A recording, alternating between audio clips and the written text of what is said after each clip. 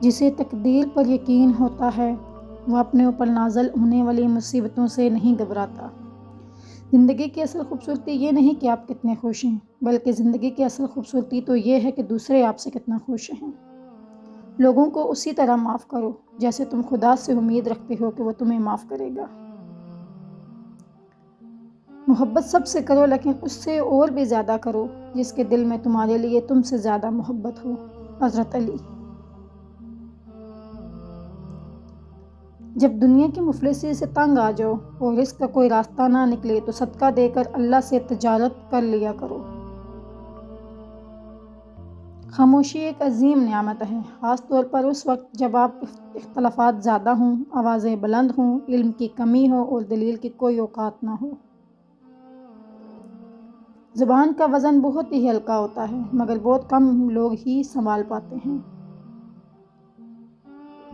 حضرت فاطمہ واحد عورت ہیں جن کا باپ نبیوں کا سردار، خامند ولیوں کا سردار، بیٹے جنت کے شہزادوں کے سردار، خود جنت کی عورتوں کے سردار۔ سبحان اللہ۔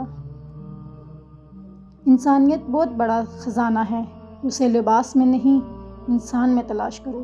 حضرت امام علی رضی اللہ تعالیٰ عنہ۔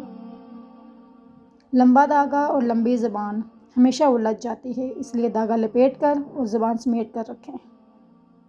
کبھی وقت ملے تو اپنے والدین کے چہروں کی طرف دیکھنا، آپ کو پتہ چلے گا آپ کا مستقبل بناتے بناتے وہ خود کتنا ٹوٹ چکے ہیں۔ ہر شخص سچا دوست تلاش کرتا ہے لیکن خود سچا دوست بننے کی کبھی کوشش نہیں کرتا۔